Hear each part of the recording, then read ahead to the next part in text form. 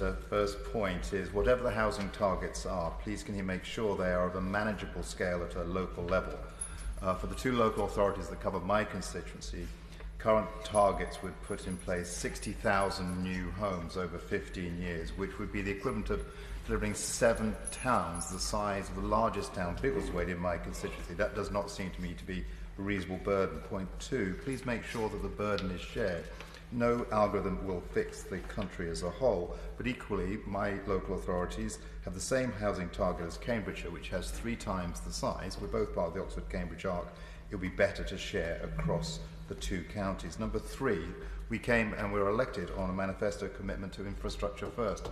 Delivering ahead of new housing developments, the GP surgeries, the schools, the roads, is a crucial part of his reforms being successful. Point number 4, as we have heard many times in the debate today, delivering houses is essentially a trust contract between the state, nationally, locally, and the developers who build the houses.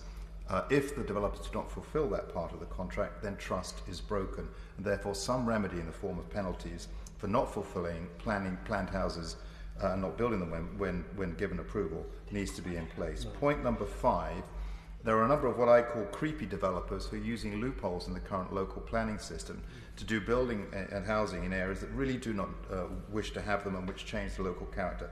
Can his reforms please make sure those creepy developers are pushed to one side? Point number 6, if we're going to continue with neighbourhood plans, and I think it's absolutely essential that we do, neighbourhood plans really do need to have some teeth and they really need to matter. And my final point, point number 7, my honourable friend directly, he will have heard today a torrent of voices pushing in one direction, I would say.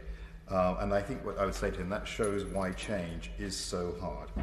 But please do not be dissuaded from he should not be dissuaded from his central task. The planning system does need reform.